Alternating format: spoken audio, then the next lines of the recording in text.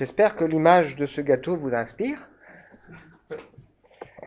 Alors j'ai choisi cette image pour illustrer le dernier message de notre série consacrée aux 5 valeurs de l'Église, valeurs qui définissent l'identité de cette Église, qui traduisent aussi notre raison d'être, qui sont en accord avec ce slogan « Nous voulons être une Église dans la ville, accessible » et avec des valeurs qui définissent aussi notre ADN. Et donc la 5e valeur qu'on va voir ensemble ce matin, c'est un peu comme le nappage qu'on met au-dessus d'un gâteau. On ne peut pas mettre un nappage avant d'avoir fabriqué le gâteau. Mais le nappage, c'est ce qui va nous donner envie de goûter au gâteau. Et un bon gâteau a forcément une belle décoration et un bon nappage. C'est aussi ce qu'on va voir ensemble. C'est une manière également de rappeler que les 5 valeurs, elles forment un tout. Et qu'on ne peut pas dire on en prend une et au détriment des autres. Alors le titre du partage de ce matin, c'est « Nous voulons promouvoir l'ouverture aux autres ». Je pense qu'il est bon de rappeler que la logique de l'Église et la logique du café-change au centre-ville à Épinal forment un même projet, même si quelque part il s'agit volontairement de 2 lieux différents. J'ai ouvert le café-change en 2021 parce que j'ai compris que beaucoup de personnes n'ont pas forcément envie de venir dans une église, mais sont par contre ouvertes à un échange dans un cadre informel, un cadre sympathique. Depuis que j'ai découvert la foi adolescent, j'ai l'absolue certitude que la foi, c'est un trésor. Découvrir l'amour de Dieu pour nous, c'est extraordinaire et je suis convaincu que Dieu aime les hommes et les femmes, qu'il les cherche et que l'évangile, c'est la réponse à tous les besoins de chaque personne qui sont autour de nous. Et je pense qu'aujourd'hui, personne, ici dans cette église, ne remettra en cause le bien fondé du café-change. Son concept, même si c'est vrai qu'au départ, c'était un défi. Ouvrir un local au cœur de ce qu'on appelle le carré d'or d'Épinal, avec une vitrine importante, est-ce que ça va marcher? Comment les gens vont-ils réagir? Comment on va payer tout ça? Dieu, dans sa bonté, a pourvu. Rien que cette semaine, j'ai eu plusieurs fois l'occasion d'expliquer le concept et du coup de partager aussi mon expérience de foi.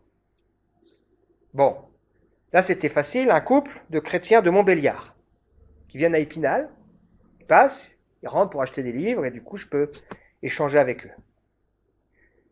Mais aussi à une jeune femme d'origine turque, musulmane, qui me dit « J'ai cherché sur Internet une librairie, j'ai trouvé cet endroit, ça m'a intéressé, alors je suis venu. » Et donc j'ai pu parler avec cette dame et pu lui expliquer mon expérience de foi, partager avec elle, et elle m'a dit qu'elle était ouverte à participer à un groupe découverte. Jeudi matin, je suis allé à la banque et j'ai passé 40 minutes à échanger avec le banquier sur l'église, le café-change, mon histoire, etc. Et on a parlé ensemble du sens de la vie. Et il me dit, c'est vrai, moi, j'en discutais avec ma compagne, un livre, on voit le début, on voit la fin, il y a une intrigue, un film, il y a un début, il y a une fin, mais notre vie. Et j'ai pu raconter à cet homme mon histoire, expliquer le café-change, et il m'a dit qu'il passerait. Et puis d'autres personnes à qui j'ai pu parler sans forcément entrer dans le détail. Une dame qui est venue au café-change, qui rentre, il dit « Je cherche un roman ». Je dis « Bon, est-ce que vous savez où vous êtes ?» Et puis finalement, en discutant, elle est repartie avec un livre de Denis Mukwege, prix Nobel de la paix, chrétien engagé, qui donc a aidé les femmes victimes de violences de guerre, puisque au Congo, on utilise le viol collectif, le viol comme une arme de guerre. Et cet homme, qui est gynécologue, répare les femmes. Ou encore un livre avec un couple qui est venu, et c'était avec moi, des gens qui passionnés du Cambodge. Alors, on n'a pas beaucoup parlé, mais il a acheté un livre sur le Cambodge. Ça, c'est quoi? Ce sont des ponts que Dieu permet pour que les personnes puissent, à un moment donné, se laisser interpeller et découvrir la foi. En 2021, lorsque j'ai ouvert le café-change, Dieu a mis sur ma route, providentiellement, un monsieur qui est le manager du centre-ville. Et il prenait ses fonctions à l'époque, et nous, j'étais en plein travaux, et donc je l'ai reçu au Café Change, en plein travaux, c'était pas encore terminé. Et puis après, quand j'ai échangé avec lui, lui expliqué le concept, donc il était un peu quand même sceptique. J'ai demandé à voir le maire, il a accepté, et j'ai pu rencontrer monsieur le maire. Et quand j'ai rencontré le maire, je lui ai expliqué qui on était, ce qu'on voulait faire, et je lui ai dit comment pouvons-nous aider notre ville. Parce que notre désir, c'est de travailler et d'aider la ville. Et je lui ai expliqué que volontairement, quand on a mis en place le Café Change, on a fait travailler un local pour le logo, on a fait travailler aussi une entreprise locale pour le site internet, on a fait travailler une entreprise locale pour la signalétique. C'était important de faire travailler des gens de la ville, mais c'était aussi important d'avoir leur regard sur ce local. Parce que leur regard, c'est le regard que les autres personnes vont avoir. Et à chaque fois, ça a été l'occasion de rendre témoignage. Et quand j'ai rencontré le maire, il m'a parlé du groupe Vivre Ensemble, à Épinal. Un groupe, on va dire une association, avec tous les différentes religions, et puis on va dire des acteurs de la ville. J'étais pas dans ce groupe. Il m'a fait rentrer dans ce groupe. Et cette semaine, une personne du groupe Vivre Ensemble m'a dit, est-ce qu'on pourrait pas venir faire la réunion une fois dans votre local? Ben bien sûr. Ce local, on veut que les gens le voient, le découvrent, ici à l'église. Et cette semaine, quand Florent Anglais, donc le manager du centre-ville, est repassé me voir, il m'a invité à une réunion avec les autres commerçants du centre-ville pour parler de ce que le maire a prévu de faire au centre-ville d'Épinal. Je crois qu'on a notre place. Nous sommes des acteurs de la ville. Alors pour en arriver là, il m'a fallu du cheminement et bien sûr également me remettre en question, apprendre à m'ouvrir.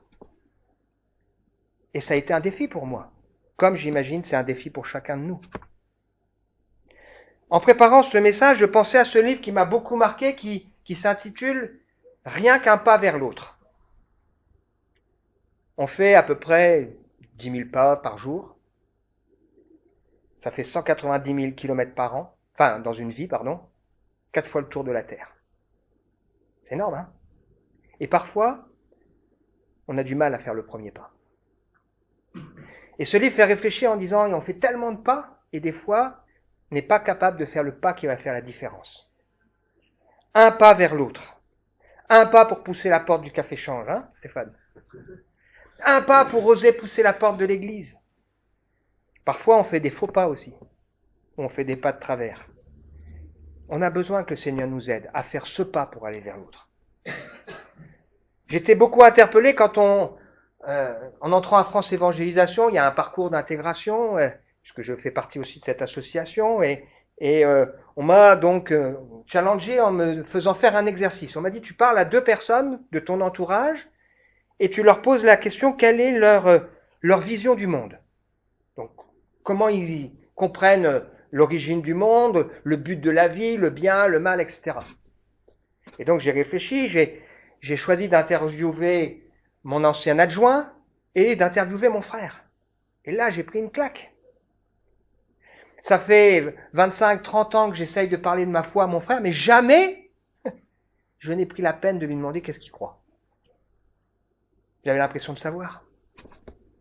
Et c'était une expérience très enrichissante pour moi, parce que j'ai découvert que, effectivement, à travers ce qu'on a pu échanger, des points qui m'ont permis d'entrer en contact avec lui et de parler de ma foi. Je suis sûr que vous aussi, vous avez autour de vous des personnes et vous ne savez pas ce qu'elles croient, réellement. Vous n'avez jamais pris la peine de leur expliquer s'ils sont incroyants. Alors comment tu expliques l'origine du monde? C'est quoi pour toi le bien, le mal, le but de la vie? C'est quoi? C'est quoi ton espérance? Et là, on est juste dans l'écoute et dans l'ouverture pour essayer de comprendre. Donc cette valeur, nous voulons promouvoir l'ouverture aux autres, fait un lien avec bien sûr les 4 autres valeurs et fait un lien avec les lectures qu'on a vues et bien sûr fait le lien avec l'expérience de Jésus. Les 4 autres valeurs que nous avons vues, accessible et accueillant. À l'image de Jésus. Jésus allait de lieu en lieu rencontrer les gens. Et parfois, il y avait des personnes qui n'auraient pas pu venir vers Jésus, et c'est Jésus qui a été vers elles. La Samaritaine. Un aveugle qui est là au bord de la route. Un paralysé qui est autour d'une piscine. Il ne pouvait pas se déplacer. Fallait bien que ce soit Jésus qui aille le voir. Une étude montre qu'aux USA, donc c'est pas la France, mais ça nous parle quand même pour nous, 90% des non-croyants n'iront jamais dans une église. Je pense que c'est pareil en France. Mais 75% des non-croyants sont d'accord pour écouter un chrétien leur parler de leur foi. Même s'il n'y a peut-être pas la même ouverture en France, ces deux chiffres doivent nous faire réfléchir. S'il y a autour de nous 9 personnes sur 10 qui ne mettront jamais les pieds, enfin incroyantes, qui ne mettront jamais les pieds dans une église, pourtant, il y en a beaucoup qui sont ouvertes à un moment donné, si c'est fait de la bonne manière et dans un bon cadre. Et donc, il est important pour nous de comprendre que nous sommes dans un monde où c'est compliqué de parler de la foi parce que ça suscite la méfiance et que les gens qui, pour pouvoir découvrir et entendre parler de la foi, ont besoin d'être en confiance en se disant ce sont des personnes normales qui sont dans la vraie vie. C'est ça qui va susciter la curiosité et qui va permettre qu'à un moment donné, ces personnes se mettent à poser des questions. On peut être accessible, ouvert et accessible, mais si personne ne vient, ça ne sert pas à grand-chose. Deuxième valeur qu'on a vue ensemble, c'est les pieds sur terre. Nous sommes dans la vraie vie. Et dans cette église, on veut vraiment encourager chacun à rester connecté avec la vraie vie. Une réalité pratique dans la vie du croyant, c'est que souvent, plus on avance dans la vie chrétienne, moins on a de contact avec les gens à l'extérieur. Et ça, c'est pas normal. Parce qu'on se prive, on se ferme. Et on doit au contraire s'ouvrir. On doit savoir pourquoi on le fait. On a quelque chose à partager. On sait ce qu'on croit, c'est la troisième valeur. On a vécu quelque chose, et donc la foi pour nous, c'est quelque chose qui change dans notre vie de tous les jours. Il y a tellement de détresse autour de nous. Et puis, on veut aider chacun à trouver sa place. C'est ce qu'on a partagé la semaine dernière. Si vous n'étiez pas là, je vous encourage vraiment à écouter ce message. Dans ce message, on parle de l'Église. Encore cette semaine, je discutais avec un monsieur de l'Église. Et il me parlait des édifices qui sont en forme de croix, c'est beau, etc. Alors je dis, bon, ok, il y a des belles architectures, mais dans la Bible, l'Église, c'est pas ça. L'Église, ça vient d'un mot qui veut dire les gens qui s'assemblent. Donc ça veut dire que l'Église, c'est des personnes. Et ce qui compte pour nous, ce sont les personnes. Le lieu, c'est secondaire. Même si c'est important d'avoir un lieu agréable. Jésus, à un moment donné, quand il a nourri la foule, il les a fait asseoir sur l'herbe verte. Il a fait attention qu'ils soient avec un minimum de confort. Et la semaine dernière, on a vu que ce qui défie la pensée classique, c'est que l'Église, c'est un cadeau que Dieu nous fait, pour nous croyants. Il y a beaucoup de gens qui voient l'Église non pas comme un cadeau, mais pourtant c'est une réalité. Dieu nous a fait cadeau de l'Église. Il nous fait cadeau de faire partie de l'Église. Et Dieu fait de l'Église un cadeau pour notre société. C'est probablement pas perçu comme ça. Mais c'est un tort. Parce que ce que Dieu veut, c'est que l'Église soit un cadeau pour la société. Comme chacun de nous, nous sommes un cadeau que Dieu fait à Jésus. Jésus dit dans Jean 17, « Je t'ai fait connaître aux hommes que tu as pris du monde pour me les donner. Ils t'appartiennent et tu me les as donnés. » Ça veut dire que nous sommes, si nous avons mis notre foi dans la personne de Jésus, des cadeaux que Dieu fait à Jésus. C'est intéressant, réfléchir ça. Nous sommes des cadeaux. Et c'est pour ça que la Bible nous invite à nous offrir à Dieu. Il n'est pas possible d'être croyant sans être évidemment engagé dans notre foi. Alors on arrive à la valeur qu'on veut partager ensemble aujourd'hui, et en particulier faire le lien avec les textes qu'on a lus. Pourquoi ? Parce que dans le culte, on a déjà dit souvent, il y a une convergence. On a débuté avec l'histoire de Pierre et de Corneille, dans le livre des Actes au chapitre 10. Alors moi, j'aime beaucoup cette histoire. C'est pour moi une histoire qui est passionnante. C'est une histoire qui est passionnante et je me dis que Dieu, des fois, il est compliqué. Parce que si vous regardez cette histoire de près, vous voyez que on aurait pu faire beaucoup plus simple que ce que Dieu a décidé de faire. Mais c'est Dieu qui a raison. On a l'histoire d'un homme chef militaire romain qui est un homme qui est croyant même s'il n'est pas juif. Il a une foi qui est cohérente puisque il adore Dieu, il influence les gens de sa maison, puisque les gens de sa maison sont dans la même logique que lui, et il est très généreux envers les pauvres. Mais il lui manque quelque chose d'essentiel. Il a de belles qualités de départ, il est cohérent, etc. Mais finalement, il ne connaît pas Jésus, il n'est pas sauvé. Il sait des choses sur Jésus, mais il ne connaît pas Jésus de manière personnelle. Pierre, quand il va lui parler, va lui dire « Vous savez ce qui s'est passé ». Donc il savait l'histoire, il n'avait pas compris que ça le concernait. Et donc dans cette histoire, on voit Dieu qui dit à Corneille, à un moment donné, un ange qui vient le voir, il lui dit « Va chercher Pierre, qui est chez un autre Pierre, enfin chez un Simon là, et fais-le venir ici ». Et dans le même temps, on a Pierre qui monte sur le toit d'une terrasse là, et puis il commence à prier, et puis il y a Dieu qui lui envoie une vision avec une nappe, etc. Il réfléchit, et puis Dieu le convainc de suivre ces hommes. Et puis donc Pierre va accompagner ces hommes dans la maison de Corneille, et puis là, Corneille se jette aux pieds de Pierre, et Pierre lui dit « Non, arrête, je suis un homme comme toi, moi. » Et Corneille a réuni dans sa maison des amis, etc. Et il dit, on est tous devant Dieu pour écouter ce que le Seigneur t'a ordonné de nous dire. Dieu aurait pu directement révéler les choses à Corneille, hein. Mais il a demandé à Corneille de faire une démarche pour envoyer des gens. Il a demandé à Pierre, il a travaillé le cœur de Pierre pour que ce soit Pierre qui rende témoignage à Corneille. Pourquoi ? Parce que Dieu a voulu que ce soit des hommes qui parlent à des hommes. Il a voulu que le message de l'Évangile soit un message incarné. Et dans cette affaire, Dieu a travaillé aussi le cœur de Pierre. Parce que son cœur avait besoin de s'ouvrir. Il était dans sa vision à lui, c'est les Juifs, rien que les Juifs.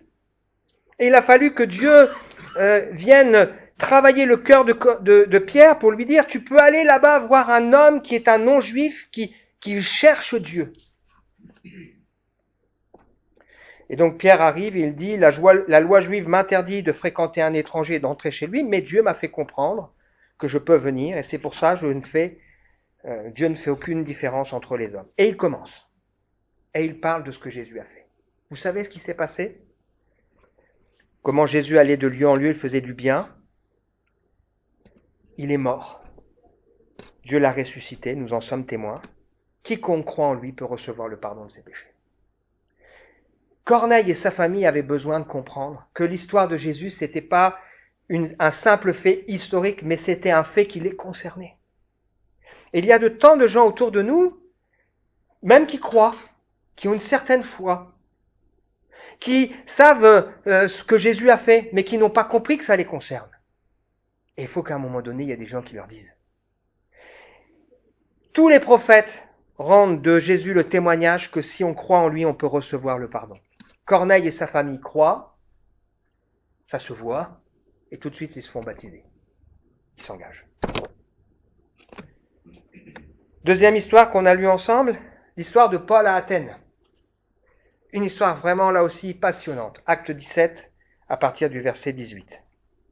Donc Paul arrive dans une ville, à Athènes, une ville qui est très éloignée de la foi chrétienne, de la culture chrétienne, etc. Et dans cette ville, le principe, c'est qu'on respecte les particularités, les croyances des uns et des autres. C'est pour ça qu'il y a des hôtels dans tous les sens. Une multitude de croyances. On est dans le non-jugement, on est dans ce qu'on pourrait dire l'éveil. Et moi, j'ai l'impression, quand je vois cette histoire, qu'on est dans une société, à Athènes, qui ressemble à la société dans laquelle nous sommes aujourd'hui. Il y a un mot qui décrit notre société, on appelle ça le wokisme. Je ne vais pas faire une étude sur le wokisme, ça vient du verbe anglais wake, éveiller. Et l'idée là, c'est qu'on est dans une société où on pense que chacun a le droit de croire ce qu'il veut, de définir lui-même ce qui est bien et ce qui est mal, c'est son plan, c'est la tolérance à tout prix. Exactement comme ce qui se passe à Athènes. On est complètement à côté de ce qui est la réalité du bien et du mal. Et donc, dans ce contexte, qu'est-ce que fait Paul ? Il va au-devant des gens, là où ils sont. Il regarde, il observe, il comprend la culture. Il ne cache pas ce que lui, il croit. Et quand à un moment donné, on lui donne la possibilité de parler, il fait le lien en disant, j'ai vu, il y avait un hôtel là, un Dieu inconnu, c'est celui que je vous révèle. Le Créateur. Ça, ils sont d'accord. L'auteur de la vie. Il n'habite pas dans des temples faits de main d'hommes, il est infiniment supérieur aux hommes. Il a fixé les limites de nos vies aux uns et aux autres. Et il veut que l'homme le cherche en tâtonnant, bien qu'il soit près de chacun. Il annonce que Dieu s'intéresse à nous et il annonce clairement qu'il y aura un jour un jugement. Et là, ça coince. Parce que dans cette société, on a l'impression que chacun fait ce qu'il veut, qu'il n'y aura jamais de jugement.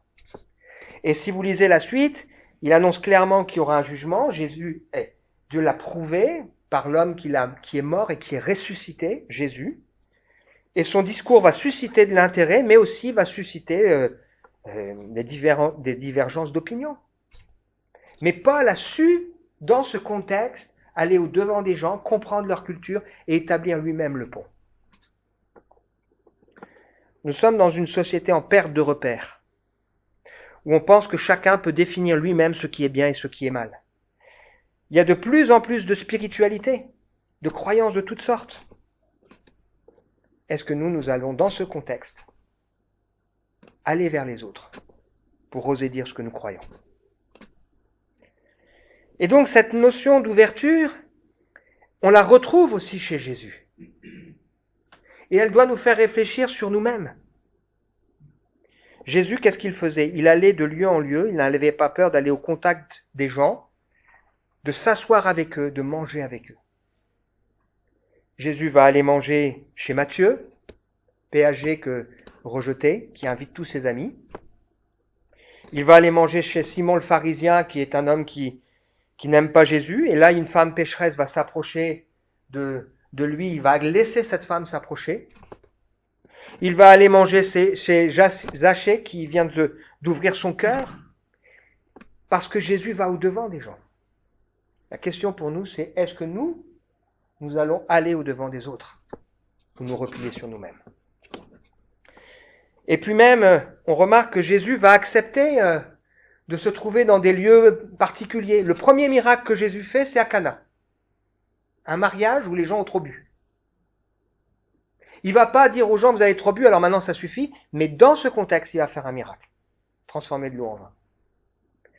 Sans faire de reproches. Mais pour montrer aux gens que leur manière de trouver le bonheur et le plaisir, c'est de combler un vide, avec de l'alcool en particulier, et que lui a infiniment plus à leur donner. Ce qui caractérise Jésus, c'est qu'il est profondément identique aux hommes et profondément différent. Et je ne parle pas ici de sa nature divine, parce que oui, bien sûr, Jésus est Dieu. Mais en tant qu'homme, il est profondément identique. Il a des besoins, il a besoin de dormir, il a besoin de manger. Il est ému quand il est face à la souffrance. Il est fatigué par moments, il a soif. Il souffre quand il est rejeté. Donc il est identique, mais il est différent. Pourquoi? Parce que il est rempli du Saint-Esprit, bien sûr, il est animé de la grâce de Dieu qui l'accompagne. Et on disait d'ailleurs de lui, jamais homme n'a parlé comme cet homme. Alors Jésus nous a envoyés, et je crois que le Seigneur nous invite ce matin à réfléchir à 5 remarques. La première remarque, c'est que nous ne voulons être ni prétentieux, ni malhonnêtes. Qu'est-ce que je veux dire par là? Il me semble que parmi les défauts les plus désagréables, quand on est au contact avec les gens, c'est les gens qui pensent avoir raison, qui pensent tout savoir, et qui pensent n'avoir besoin de rien. Et je pense qu'il faut que nous soyons les uns et les autres honnêtes avec nos contacts pour dire on ne sait pas tout, nous ne sommes pas supérieurs aux autres, nous avons encore plein de choses à apprendre, et parfois aussi on a besoin d'aide. Et moi, ce qui m'inspire dans la vie de Jésus, c'est que Jésus n'a pas hésité à demander à la femme samaritaine de lui donner de l'eau.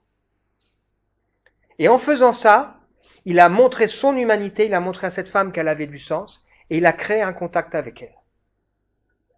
Je crois que ça a du sens quand on demande aux gens, qu'est-ce que vous pensez de la publicité qu'on fait sur le Café Change? Qu'est-ce que vous pensez du local?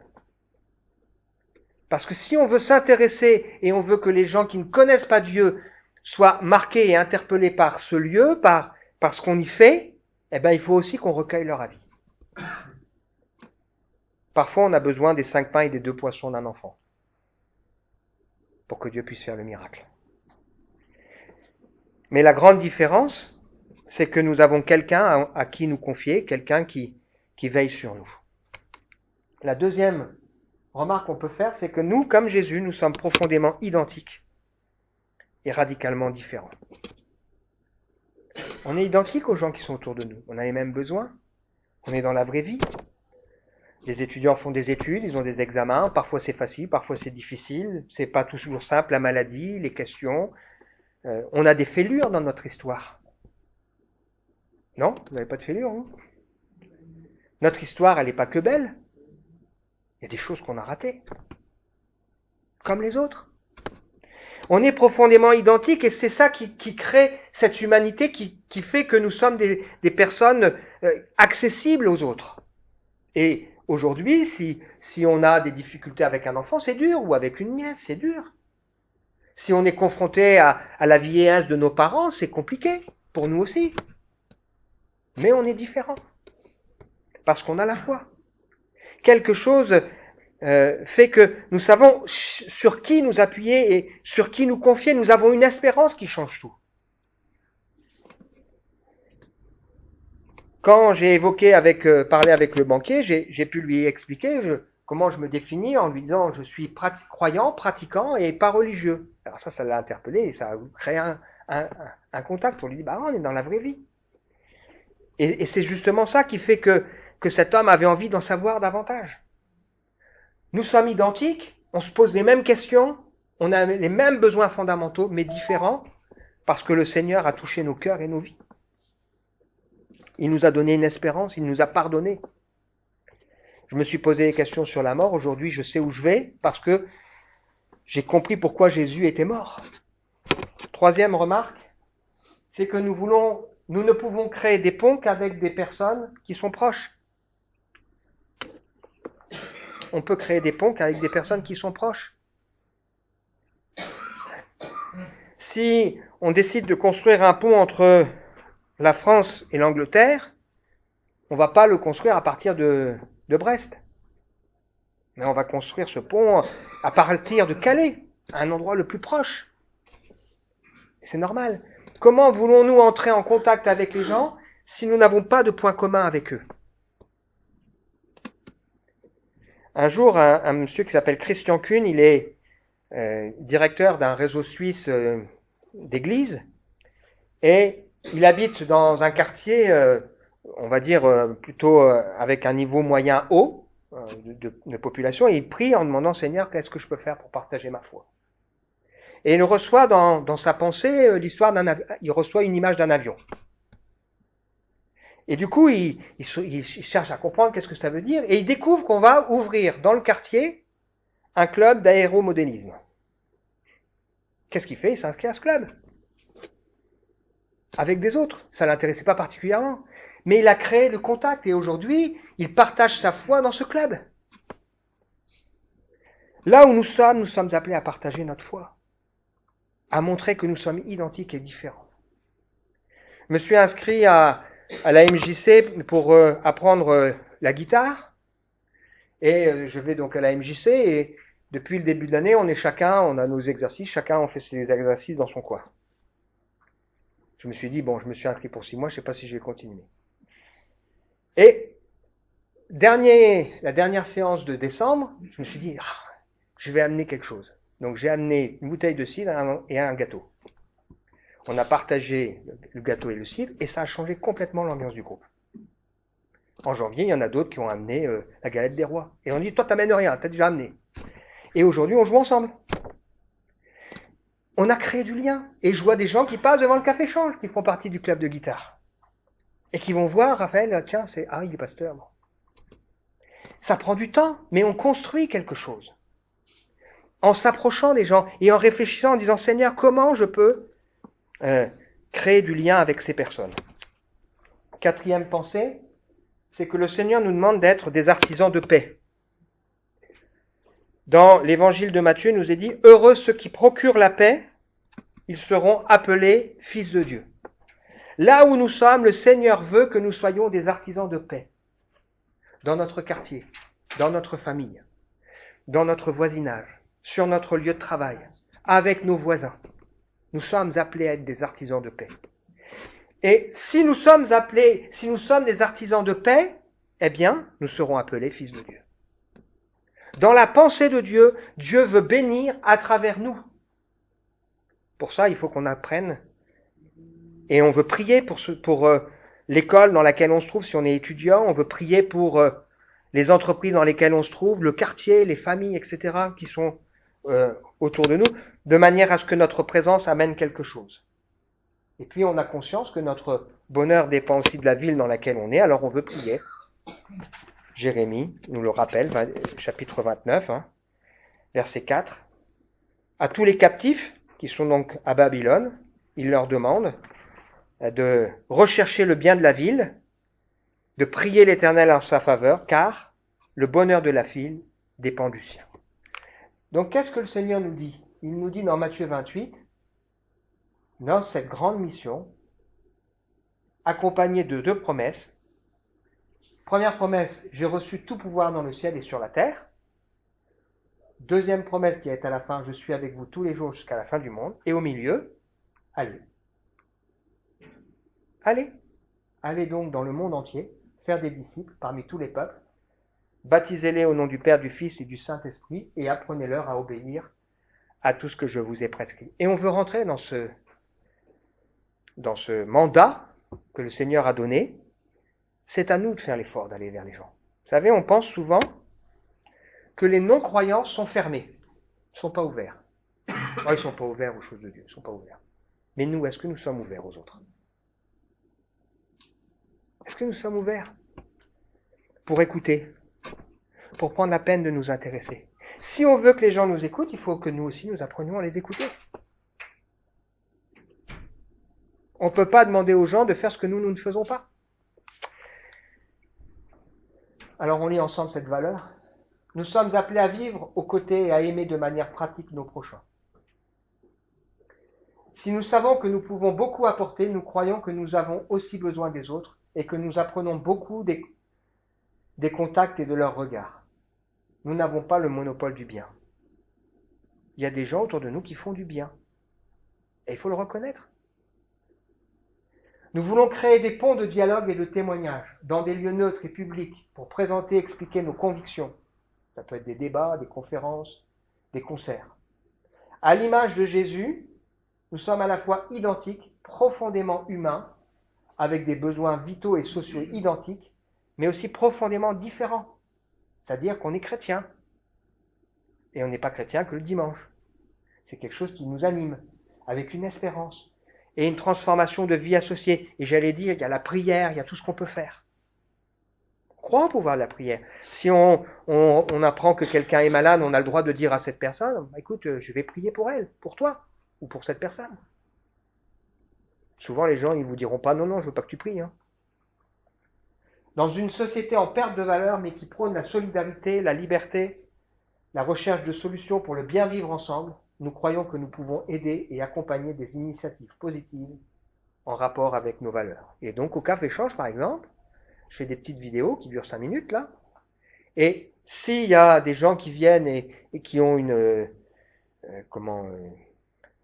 un projet, on peut leur donner la parole, si c'est en rapport avec nos valeurs. Il y avait une dame, par exemple, qui faisait du microcrédit, il y a une dame qui fait de la distribution de repas, enfin voilà, il y a plein de choses qu'on peut promouvoir. Et ça crée du lien avec les personnes. Alors ce matin, on veut réfléchir ensemble. Si on fait en moyenne 10 000 pas par jour, c'est souvent le premier pas qui coûte et qui compte. Quand on met le pied au Café Change. Et la question pour nous, c'est quel est le pas ce matin que le Seigneur me demande de faire? Est-ce qu'on a un pas à faire dans notre cœur vis-à-vis du Seigneur? Bien, ok Seigneur, tu me demandes de faire ce pas, je le fais. Mais peut-être que là, ce matin, le Seigneur, il nous fait réfléchir en nous disant, mais il y a telle personne à côté. Et si tu faisais un pas? Un pas vers lui, ou vers elle. Est-ce que je connais la vision du monde de mes proches? C'est l'expérience que j'ai vécue avec mon adjoint, qui je partage souvent ma foi, ou avec mon frère. Finalement, je ne savais pas ce qu'il croyait. Je lui disais à mon frère, je lui dis, si tu devais expliquer à tes enfants d'où vient la vie, qu'est-ce que tu dirais? Et il me dit, j'expliquerais d'un point de vue scientifique, etc. Je lui dis, oui, mais regarde, quand on fait du café, on peut expliquer de manière scientifique comment ça marche. On met des grains moulus, on fait couler de l'eau chaude, à travers, ça passe à travers, et hop, ça donne du café. Mais on peut aussi dire, j'ai fait du café parce que je t'aime bien.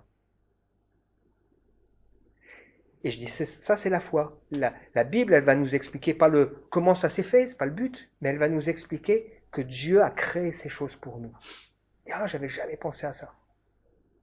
Et il n'y a pas de contradiction entre les deux. Est-ce que je suis prêt à être un bâtisseur de ponts? Celui qui va essayer de comprendre comment je peux faire créer du lien. Des fois, on doit se faire violence,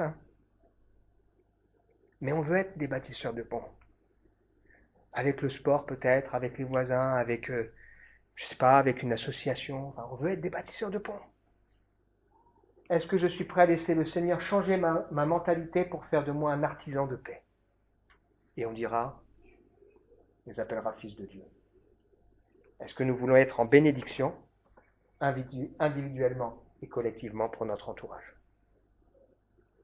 C'est ce que nous sommes appelés à être. L'Église, c'est un cadeau. Pour chacun de nous, mais aussi pour le monde. Et nous sommes appelés à nous donner comme des cadeaux, et nous sommes des cadeaux que Dieu fait à Jésus. Est-ce que nous voulons vivre les choses de cette manière? On veut prier? Seigneur, on est là devant toi. On veut réfléchir à nos cœurs, à nos vies, nous laisser interpeller. C'est vrai que parfois, on peut reprocher aux gens qui sont autour de nous d'être fermés à l'évangile, aux choses de Dieu, mais est-ce que nous sommes ouverts pour aller vers eux, pour parler avec eux, pour essayer de voir et comprendre, pour essayer de montrer simplement de manière tout à fait pratique que nous les aimons. Seigneur, tu nous as rappelé à travers ce que nous avons partagé ce matin que nous sommes profondément identiques. Nous sommes des êtres humains avec nos faiblesses, nos luttes, nos combats, dans un monde compliqué, difficile, mais nous sommes profondément différents.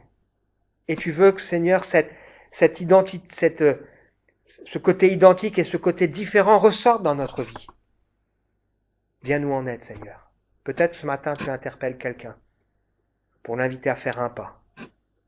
Seigneur, je prie pour que, si quelqu'un entend ta voix, qu'il n'endurcisse pas son cœur, qu'il ne ferme pas son cœur, mais qu'il réponde oui à ce que tu veux lui donner de comprendre. Amen.